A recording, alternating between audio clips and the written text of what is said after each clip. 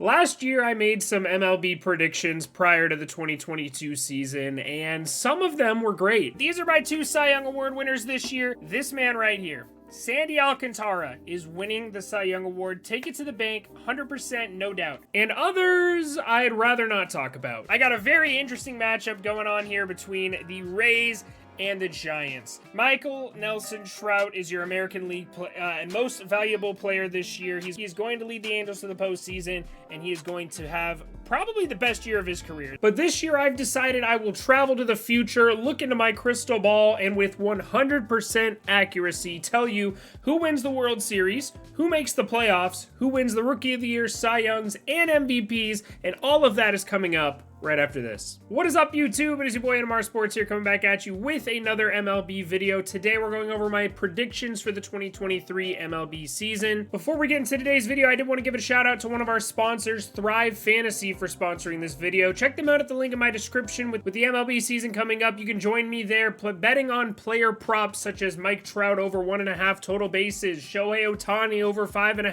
strikeouts. If you use my code NMR when you make your first deposit, you'll get a 100% deposit match plus some free $20 contest entries into their daily fantasy contest. It's free money. $10 gets you about $60 worth of money to bet with. $100 gets you $280 worth of money to bet with. So check out the full details in my description, and don't forget to like the video and subscribe for more MLB content. Without further ado, let's get into the video and start with my playoff predictions. Okay, so I already made a video talking about my predictions for this year and the divisions, who's going to finish 1st through 5th, so I'll flash this on the screen real quick just to remind you of my predictions 1 through 5 in each division. Quickly going over it, we got the Astros, Guardians, Blue Jays, Dodgers, Cardinals, and Braves winning the division. So those are all guaranteed playoff teams, but let's go over the teams I have making the wild card, starting off with the American League. So as far as the division goes, I have the Astros finishing with the most wins as the 1 seed. The Blue Jays would be in the number 2 seed, and then the Guardians winning the Central would slide into that 3rd seed, which means they would have another wild card matchup. And ironically enough, I have that wild card matchup coming against the Rays once again, same matchup as last year. This year though, I do have the Yankees making the first wild card spot. I think with their injuries, they're still a playoff team, but they don't strike me as winning the division with how much better the Blue Jays got this offseason. While they didn't make any huge flashy signings, I really liked the moves that they did make, adding Chris Bassett and trading for Dalton Varsho. I think that's really going to help their lineup, and Kevin Kiermaier is going to be very helpful on defense for them as well. So with the Yankees sliding in at the first wild card, the last wild card spot would be the second, and that is going to the Mariners. I think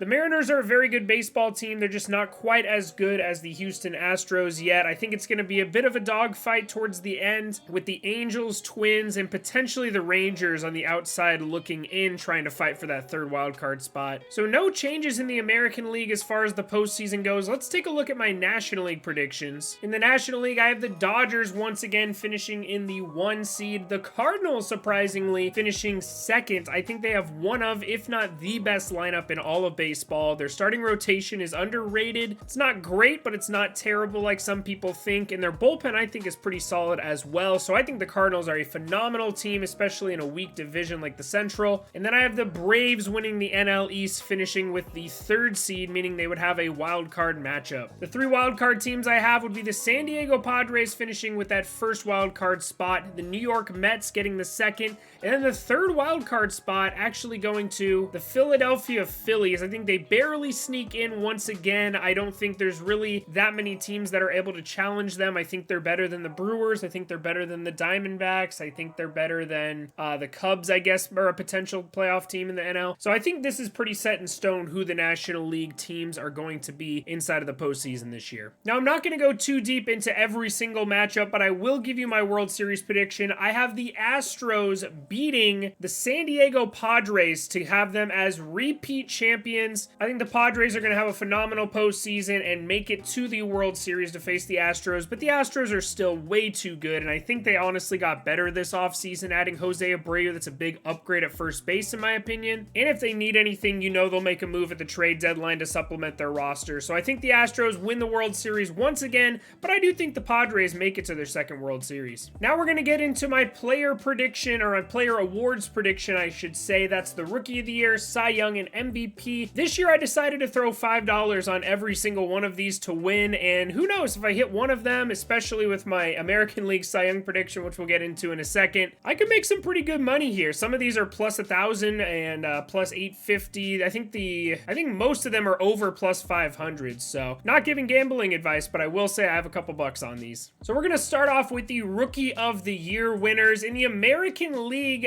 Surprisingly, not the favorite by the odds, but someone I think is just going to tear the league apart this year, and that is Anthony Volpe of the New York Yankees. I waited for this video to make sure he made the roster before I put him as my Rookie of the Year prediction. There are a lot of good rookies in the American League this year. Gunnar Henderson, of course, would be the favorite to win Rookie of the Year. Logan O'Hoppe from my Angels I really like, but I don't know if he's going to have quite the year that I think Anthony Volpe is going to have. I think Volpe is going to play a big role on this Yankees roster and make that lineup go from good to great, in my opinion. So I have Volpe in the American League winning the Rookie of the Year. Let's get over to the National League. I really wanted to pick an underdog here. I was actually leaning towards Elly De La Cruz until I found out he's not going to be starting opening day. I really like him. I think he's going to be a stud. But with this guy having a little bit of a leg up on him making the opening day roster, I'm going to go with Jordan Walker. Jordan Walker is an absolute stud. He hits the ball hard. He plays good defense. He's just an all-around great player, and he's in a good lineup with great protection. There's not really any pressure on him to succeed, so I think it could take him a little bit to get adjusted to the big leagues, but I think by the end of the season, he's going to put up some ridiculous numbers. So I have Jordan Walker. He's the shortest odds, I think, on this list at plus 350, but still, I think he's a pretty good option. The only other option I really considered was Corbin Carroll of the Arizona Diamondbacks, and I was leaning towards Andrew Painter until he went on the injured list. So definitely a great year for some Rookie of the Year candidates. It's going to be an exciting year for these young players, but I got Jordan Walker in the National League and Anthony Volpe in the American League. Next up, let's do my Cy Young Award predictions. I have one that's a very hot take that I haven't really seen anybody put out there yet. I haven't even seen this on anybody's list whatsoever. So we're going to do the AL second. First, I'm going to start with my National League, which is not a hot take whatsoever, but I think it's this year, especially with DeGrom out of the National League. I think Corbin Burnes is an absolute lock for the Cy Young Award this year. He is the best pitcher in the National League. I don't think it's particularly close. I don't think anyone really holds a candle to him. Even Sandy Alcantara, I don't think is quite as good as Corbin Burnes is, even though he had a phenomenal year last year. I would definitely put Sandy as my second choice, but Corbin Burnes, I think, is just the best pitcher. He might even be the best pitcher in baseball. He is just that good. I absolutely have him winning the National League Cy Young Award. And moving over to the American League, the most consistent pitcher in baseball, a quality start machine. I think he's going to have a great year as, in my opinion, the ace of the Houston Astros, and that is Framber Valdez. Now, I've seen some people talk about Christian Javier being a breakout star this year, winning the Cy Young. My buddy Jolly Olive posted about it on his YouTube. But I think Framber Valdez, the consistency is finally going to catch up and get him some Cy Young Award votes. He's been consistent. He's been healthy. He's basically unhittable. He, like I said, is a quality start machine. I think he's going to finish with a sub 2.5 ERA this year and just light the league on fire as the ace of the best team in all of baseball. So Framber Valdez, I have winning the 2023 American League Cy Young Award, and that is the furthest or the best odds of any of these picks. So I think he's like plus 1,200 where I bet on him. So it's like $70 on a $5 bet. So definitely not gambling advice, but that's worth a sprinkle in my opinion. I think Valdez is going to have a phenomenal year. Now moving on to the biggest awards, and that of course is the most valuable player in both leagues. Let's start it off with the American League, where it's an absolute no-brainer. I'm wearing his jersey right now. He's on my favorite team. I got a couple of bobbleheads for him behind here. Ironically, that's not really a dead giveaway with Mike Trout being on this team also,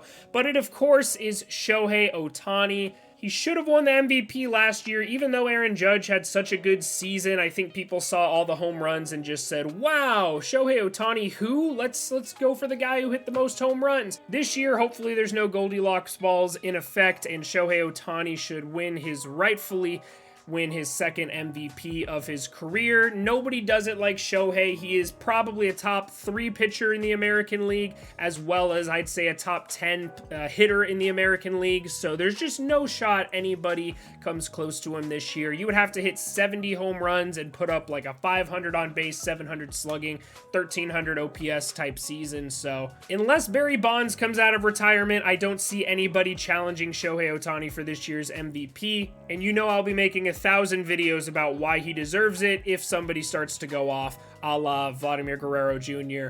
and Aaron Judge the last 2 seasons. Now with that one, as obvious as it is, National League MVP is a very difficult choice. There are a lot of good picks. Juan Soto is currently the favorite by the odds, but I'm actually going with one of his teammates, and that is Manny Machado.